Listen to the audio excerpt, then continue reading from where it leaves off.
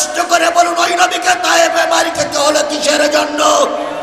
তুমি সেই নবীর উম্মত হয়ে একটা বারের জন্য জেলে যাওয়া লাগে না, একটা বারের জন্য তোমার নামে মামলা হয় না, একটা বারের জন্য তোমার ইট পেটকেলের আঘাত খাওয়া লাগে না। ধরে নিও রাসূলের কর্ম তোমার কর্ম এক হচ্ছে না, নিশ্চয়ই কোনো জায়গায় কোনো ফাটল তোমার ভিতরে আছে। তুমি মেসওয়াক করা ফজিলত তো জানো, খাওয়ার শেষে মিষ্টি মুখের হাদিস এটাও মানো। তুমি মেসওয়াক করা ফজিলত তো জানো, খাওয়ার শেষে মিষ্টি মুখের হাদিস এটাও মানো। শুধু হক কথাটা উচ্চ স্বরে বলতে পারো না, অন্যায় দেখে বারুদ হয়ে জ্বলতে পারো না। কেমন মুসলমান তুমি একটু ভাবো না, কেমন তোমার ঈমান একটু বলো না। তুমি যেই কালেমার দাওয়াত দিলে হাদিয়া তোহবা মেলে, দেখো সেই কালেমার দাওয়াত দিয়ে কত জোনাজি জেলে। তুমি যেই কোরআনে রস করিলে বুকেতে নাই তুলে, দেখো সেই কোরআনের ব্যাখ্যা লেখে কেউ ফাঁসিতে ঝোলে। তুমি যেই কোরআনে রস করিলে বুকেতে নাই তুলে, দেখো সেই কোরআনের কথা বলে সাইদিয়াজি জেলে। তুমি ভাঙনের খেলা খেলতে পারো, গড়তে পারো না, অন্যায় দেখে বারুদ হয়ে জ্বলতে পারো না। কেমন মুসলমান তুমি একটু ভাবো না, কেমন তোমার ঈমান একটু বলো না। আসসালামু আলাইকুম ওয়া রাহমাতুল্লাহি ওয়া বারাকাতুহু। প্রাণপ্রিয় আপনার মুসলমানেরা, ভালো আছেন তো আপনারা? এখন তো সবাই ভালো আছে। আমরা এক সময় সবাই বিপদের ভিতরে ছিলাম, আল্লাহ এখন দেশটারে ভালো রেখেছে, আমরা ভালো আছি, আপনারাই ভালো আছেন, সবাই ভালো আছে। আলহামদুলিল্লাহ, সুম্মা আলহামদুলিল্লাহ, সুম্মা আলহামদুলিল্লাহ। নাহমাদুহু ওয়া নাস্তাঈনুহু ওয়া নাস্তাগফিরুহু ওয়া নাউযু বিল্লাহি মিন শুরুরি আনফুসিনা ওয়া মিন সাইয়্যাতি আমালিনা। মান ইয়াহদিহিল্লাহু ফালা মুদিল্লা লাহু ওয়া মান ইউদ্লিলহু ফালা হাদিয়া লাহু। ونشهد أن لا إله إلا الله وحده لا شريك له الذي أرسله بالحق بشيرا ونذيرا وداعيا إلى الله بإذنه وسراجا منيرا. فقد قال الله تعالى في كلامه المجيد وفرقانه الحميد. أعوذ بالله من الشيطان الرجيم. بسم الله الرحمن الرحيم. إن الله يأمركم أن تؤدوا الأمانات إلى أهلها وإذا حكمتم بين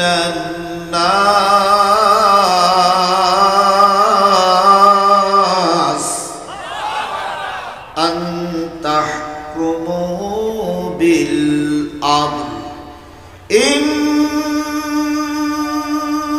الله نعم ما يعظكم به إن الله كان سميعا بصيرا.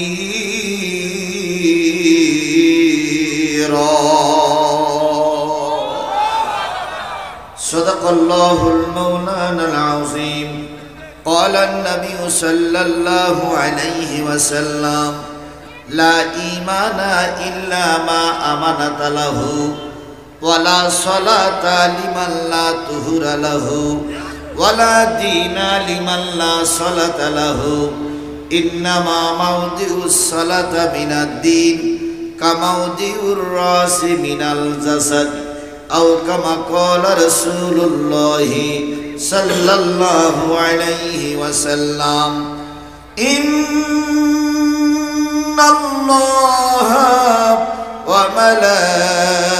وملائكته يصلون على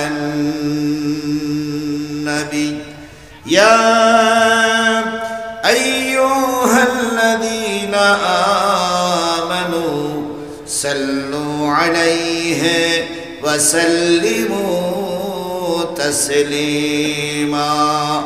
اللهم صل على محمد وعلى آل محمد كما صليت على إبراهيم وعلى آل إبراهيم إنك حميد مجيد. اللهم بارك على محمد وعلى آل محمد كما باركت على إبراهيم وعلى آل إبراهيم إنك حميد مجيد. لا إله إلا الله. جوري جوري لا إله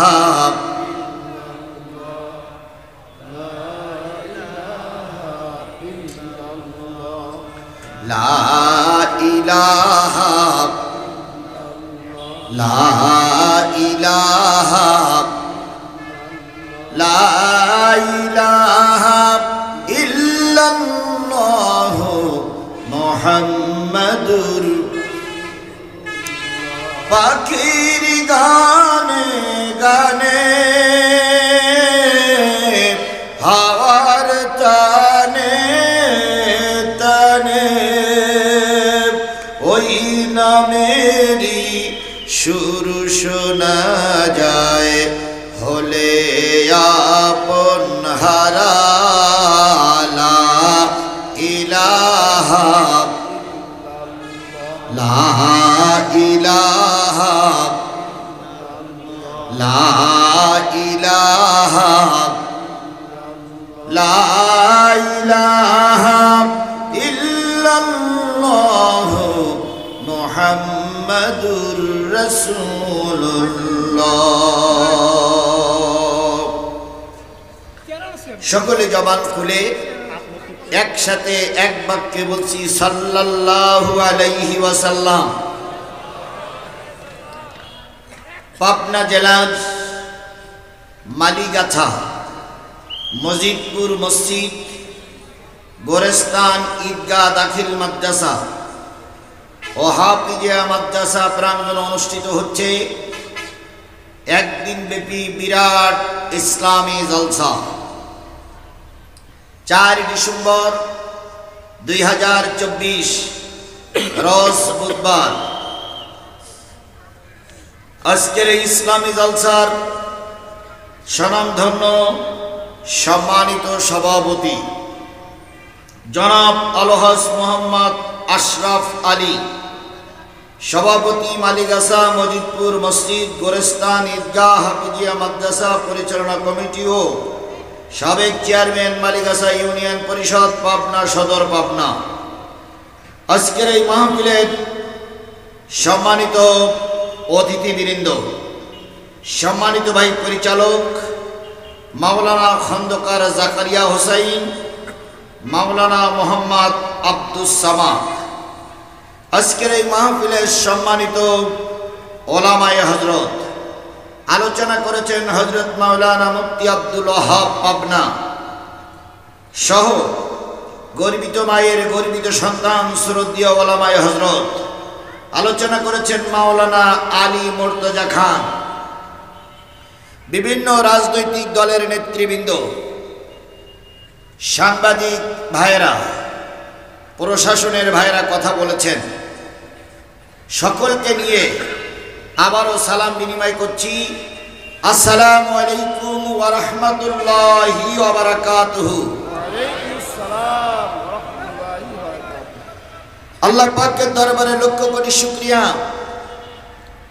যিনি একটি স্বাধীন সার্বভৌম দেশে স্বাধীনভাবে আমাদেরকে চলাফেরার কথা বলার তৌফিক দান করেছেন। বলুন তো, আমরা এখন স্বাধীন দেশের স্বাধীন মানুষ, এই শক্তিটা, এই সমাপ্তটা কে দিলেন? আরেকটু জোরে বলুন তো, কে দিলেন? আজকে কতই ডিসেম্বর? কত তারিখ? 4 ডিসেম্বর। কোন সাল? 2024 সালের 4 ডিসেম্বর। একটু 1 বছর পিছনে যান, 4 ডিসেম্বর 2023-এর দিকে একটু খেয়াল করুন। এরকম কোরআন হাদিসের মাহফিল করার পরিবেশ প্রায় জায়গায় ছিল না। কোরআন হাদিসের কথা বলতে গেলেও জালেমদের অনুমতির প্রয়োজন হয়েছে। কথা বলেন ঠিক না ঠিক? প্রায় অনুমতি দিতই না। তারপরেও যদি 2-1 জায়গায় অনুমতি পাওয়া যেত, বক্তা কোন সাবজেক্টের পরে কথা বলবে ওনারাই আগের থেকে বাজেট করে দিতেন। এরপরেও বক্তা যদি মিস্টেক করে 2-1টা কথা বলতেন, এদিক সেদিক হয়ে যেত। অনেক সময় বক্তাকে লাঞ্ছিত করে, অপমানিত করে মঞ্চের থেকে নামিয়ে দেওয়া হয়েছে। অনেক বক্তাকে পিটাইয়ে আহত করে হাসপাতালে পাঠানো হয়েছে। অনেক বক্তার মাইক মুখ থেকে কেড়ে নেওয়া হয়েছে।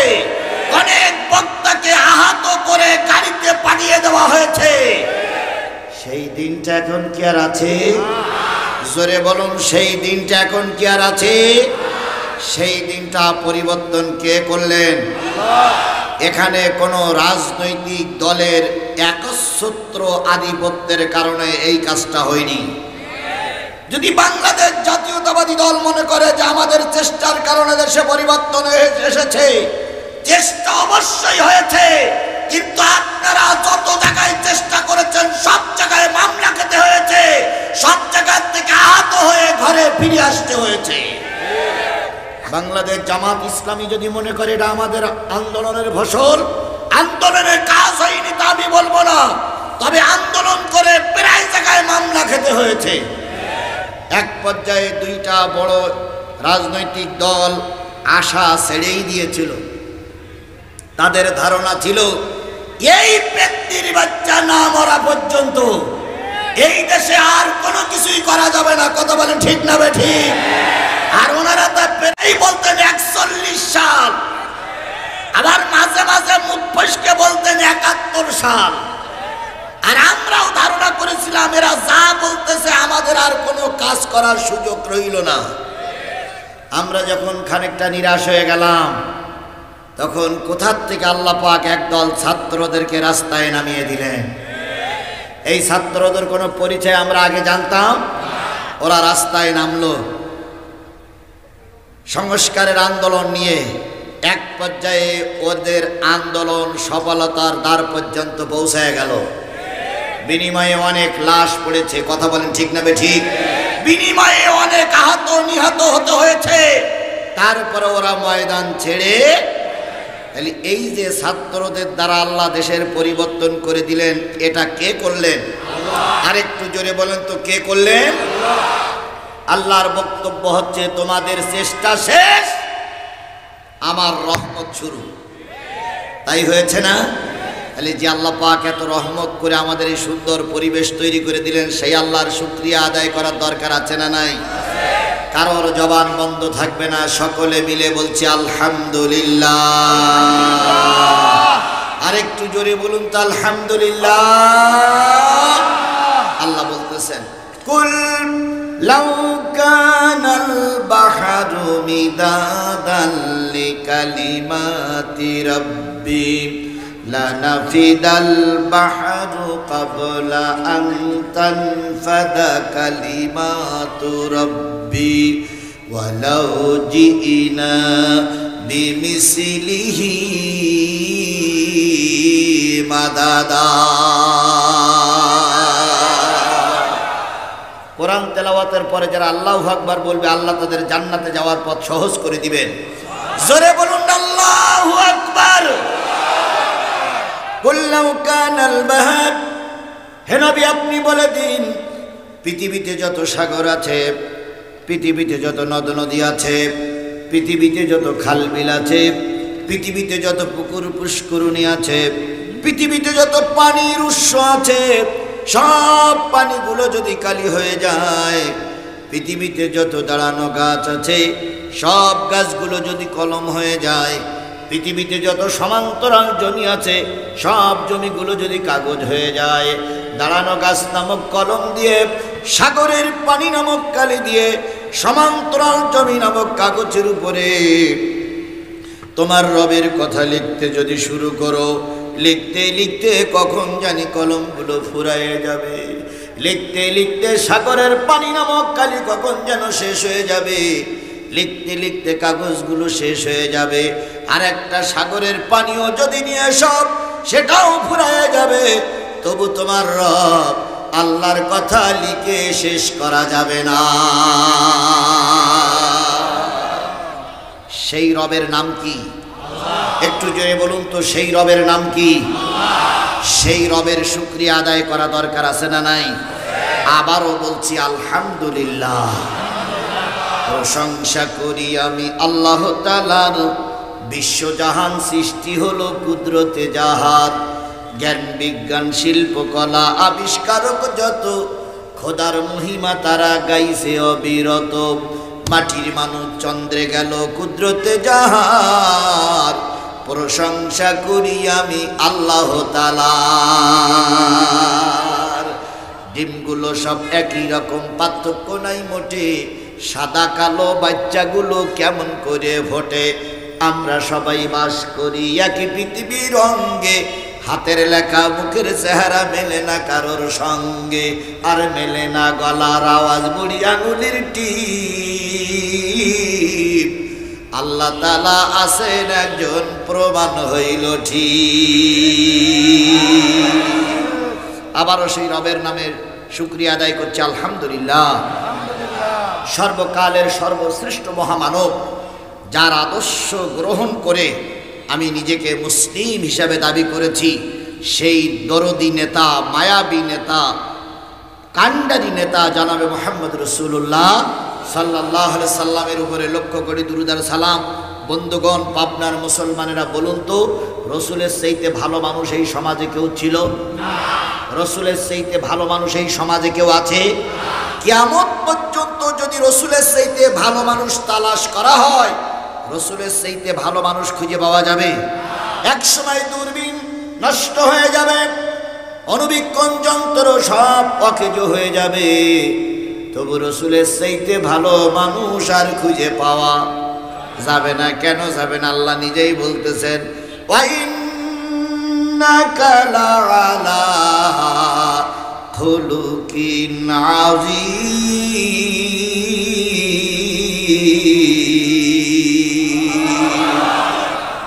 ওগো নবী, আমি আপনাকে উত্তম চরিত্রের অধিকারী বানিয়েছি।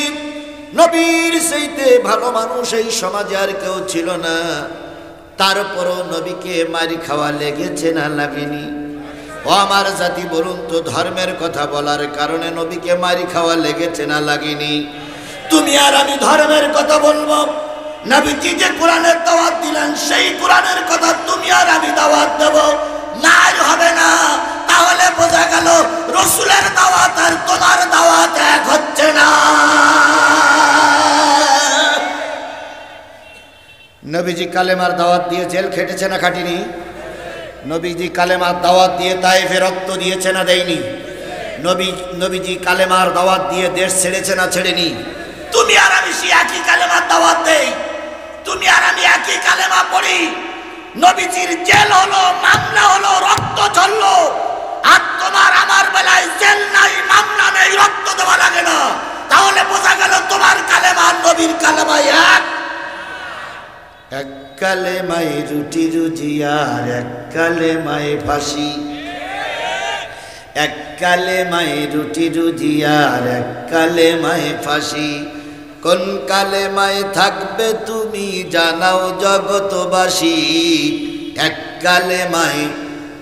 কালেমায় রুটি রুজি আর এক কালেমায় ফাঁসি। বলুন তো সারা জীবন নবীজি কাদের জন্য চিন্তা করেছেন? উম্মতের জন্য। পৃথিবীর যত মানুষ এসেছে সব মানুষগুলো চেয়েছে কল্যাণ, আর একজন মহামানব এসেছিলেন, তিনি চেয়েছেন গোটা বিশ্ব মানবতার কল্যাণ। যিনি কল্যাণ চেয়েছেন তিনি কে? মুহাম্মদ রাসূলুল্লাহ সাল্লাল্লাহু আলাইহি সাল্লাম। কথা ঠিক কিনা বলুন? আল্লাহর নবী পৃথিবীতে আসলেন, এমন একটা ঘরে তিনি জন্ম নিয়েছিলেন, হাদিস শরীফে পাওয়া যায় সেই ঘরের ছাদ ছিল না, একটা ফাঁকা, আসমানের নিচে একটা ফাঁকা ঘরে। আমেনা বর্ণনা করেছেন, আমি ঘরে বসে বসে আকাশের তারকাগুলো গুনতাম, দেখতাম কখন চাঁদ ওঠে আর কখন সূর্য ওঠে। তাহলে বোঝা গেল নবী একটা জীর্ণ শীর্ণ ঘরে জন্ম নিয়েছিলেন। নবী যখন পৃথিবীর মুখ দেখেছিলেন তখন সেরা রাত না দিন, রাত না দিন, না রাত না দিন নবীজি জন্ম নিল। গোটা আরব একটা হইচই পড়ে গেল, আব্দুল্লাহর বেটা মুহাম্মাদের জন্ম হয়েছে। আমেনার বাড়ির পাশে ছিল নবীজির ফুপি আম্মা, ফুপি আম্মার বাড়ি। ফুপি আম্মা সংবাদ পাইলেন এতিম বালক মুহাম্মদ পৃথিবীর মুখ দেখেছে। ফুপি আম্মা উম্মে হানি ছুটে আসলেন, তখন আধার কেটে যায়নি। উনি লক্ষ্য করলেন ছোট বালক মুখটা তখন বিড় বিড় বিড় বিড় করে নড়তেছে। ফুপি আম্মা ছোট্ট বালকটারে কোলে নিয়ে দুই গালে দুটো চুমা দিয়ে বললেন, বাজান কি যে বলো তা তো বুঝি না, তুমি ছোট্ট মানুষ কি বলতেছ? কিছুই বুঝলেন না। নবী যখন একটু বড় হয়ে গেল, ফুপি আম্মা তখন বলেছিলেন, ও আব্দুল্লাহর বেটা মুহাম্মদ, জন্মের পরে মুখ বিড় বিড় করে নাড়িয়ে কি বলেছিলে? নবী আমার ফুপি আম্মার গলা জড়াই ধরে বলেছিলে, ফুপি আম্মা জন্মের পরে কেঁদেছিলাম, রব্বি হাবলি উম্মতি, আয় আল্লাহ আমার গুনাহগার উম্মত গুলোরে মাফ করে দাও। নবী ধর্মের বাণী প্রচার করতে গিয়ে মক্কায় পরিবেশ হলো না, ছুটে গেলেন মদিনায়, ছুটে গেলেন তায়েফে। তায়েফের মানুষেরা নবীকে রক্তাক্ত করলো। এক পর্যায়ে নবীজির শরীরের পরে ওরা পাথর বর্ষণ করলো। নবীজি 3 দিনের না খাওয়া, কয়দিন?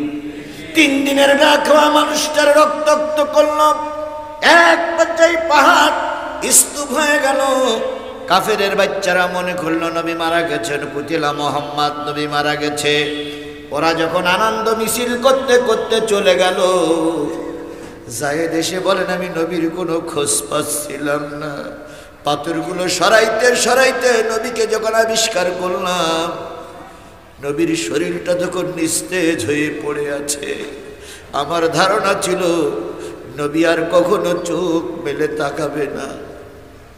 হযরত জায়েদ বলেন, আমি নবীকে কাঁধের পরে মাথা রেখে নবীর রক্তগুলো পরিষ্কার করতে করতে এক সময় নবীজি মুখ তুলে তাকালেন, চোখ মেললেন।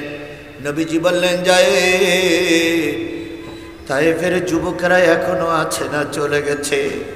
আর একটা বার যদি ওরা আমাকে মারে আমি হয়তো আর বাঁচব না। ও আমার জাতি, যেই নবীর চেহারার দিকে তাকাইলে মানুষের পেটে কি থাকতো না? ক্ষুধা থাকতো না? হযরত আয়েশা বলেছেন, আমার নবী যখন ঘরে ঘুমায়ে থাকতেন আমি কম্বল মুড়ি দিয়ে শোয়ায়ে দিয়ে নবীজির কাপড়গুলো সেলাই করতাম, লণ্ঠনটা জ্বলতো। কখন জানি লণ্ঠনের তেল ফুরিয়ে গেছে, লণ্ঠনটা নিভে গেছে, আমার হাতের সুচটা পড়ে গেছে, আমি আমার নবীর ছেঁড়া কাপড়গুলো এখনো সেলাই করতে পারিনি। কৌতূহল হতে এখন আলো পাবো কই? হযরত আয়েশা বলেছেন, নবীজির চেহারার থেকে কাপড়টা সরাইলে অন্ধকার ঘরে যে আলো হয়েছে সেই আলোয় আমি আমার হারানো সুচ খুঁজে পেয়েছি। মদিনার নারীরা বলেছে ঘরে খাবার নাই, বাচ্চারা ক্ষুধায় কাতরাচ্ছে, আমরা চিন্তা ফিকির করে বুদ্ধি করে নবীজির দরবারে পৌঁছায় দিতাম। 2 দিন 3 দিন 4 দিন পরে যে বলতাম, বাজান রে বাড়িতে খেজুর আর রুটির ব্যবস্থা হয়েছে, চল। বাচ্চাটা নবীর দরবার থেকে এসে মার গালে চুমা দিয়ে বলতাম, রুটি আর খেজুর তুমি আর আব্বু খেয়ে নাও। নবীর চেহারার দিকে তাকাইলে পেটে ক্ষুধা থাকে না। ও আমার জাতি, ওই নবীকে তায়েফে মারি খেতে হয়েছে কিসের জন্য?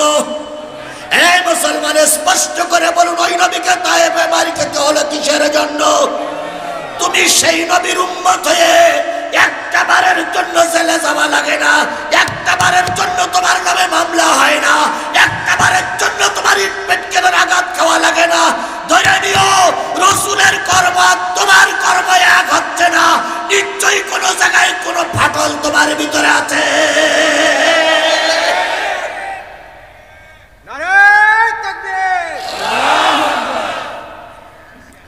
তুমি মেসওয়াক করা ফজিলত তো জানো, খাওয়ার শেষে মিষ্টি মুখের হাদিসটাও মানো।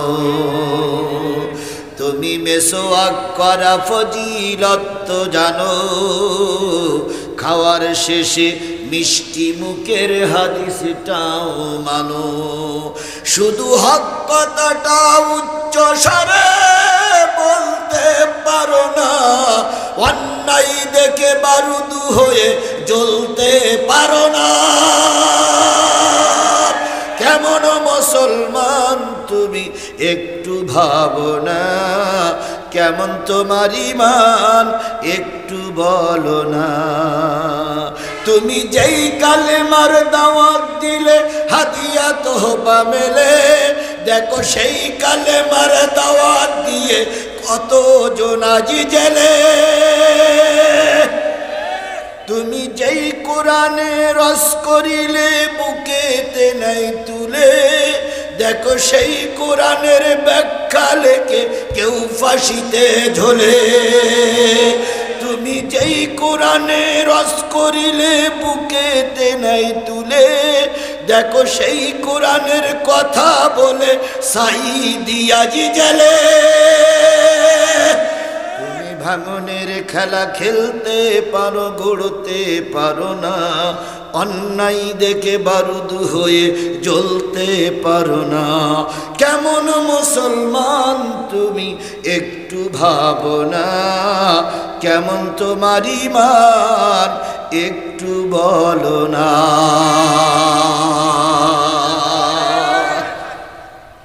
রাসূল তায়েফে মার খেয়েছিলেন চুরি করার অপরাধে, রাসূল তায়েফে মার করেছিলেন দেশ দখল করার অপরাধে, রাসূল তায়েফে মার খেয়েছেন কিসের অপরাধে?